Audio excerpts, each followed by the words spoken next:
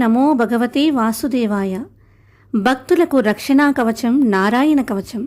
కలియుగంలో లౌకిక జీవనంలో మానవులు నిత్యం అనేక సంఘర్షణలకు, ఒత్తిళ్లకు లోనవుతున్నారు. శారీరక రుగ్మతలతో, మానసిక అశాంతితో బాధపడుతున్నారు. శాంతియుత జీవితం కోసం ఆరాటపడుతున్నారు. తమ తప్పు లేకున్నా అనేక ప్రమాదాలకు గురవుతున్నారు. తమ ప్రమేయం లేని సందర్భాల్లో కూడా నిందలు మోస్తున్నారు. సంసార సాగరాన్ని ఈదలేక వెదచెందుతున్నారు. ఈ శారీరక, మానసిక వేదనలను తొలగించడానికి, ప్రశాంత జీవితం గడపడానికి నారాయణ కవచం తోడ్పడుతుంది.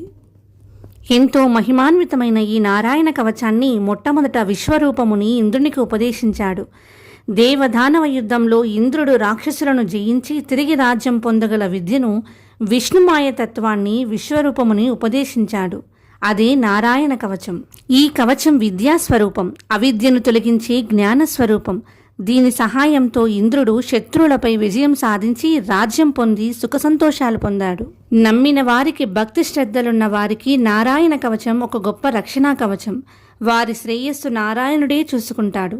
కవచం అంటే ఎటువంటి గాయాలు కాకుండా ప్రమాదాల నుండి రక్షించేది అని అర్థం. నారాయణుడే కవచమై కాపాడే నారాయణ కవచం. దీని పఠనం వల్ల భక్తునికి, భగవంతునికి మధ్య అవినాభావ సంబంధం ఏర్పడుతుంది.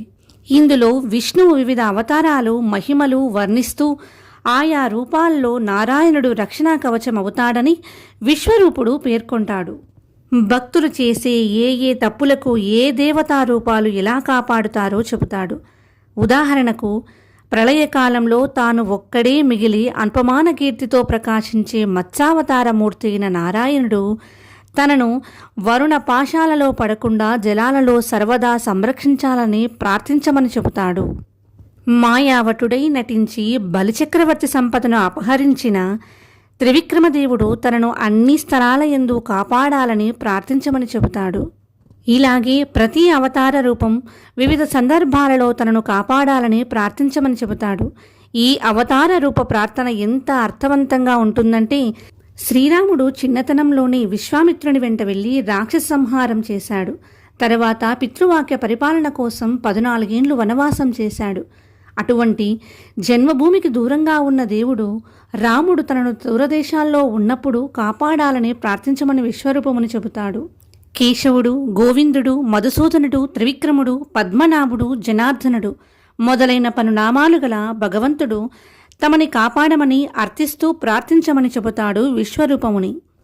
గర్వపడడం నుంచి నరుడు కాపాడుతాడని, మార్గంలో నడుస్తూ దేవతలను అవహేళన చేసిన అపరాధం నుంచి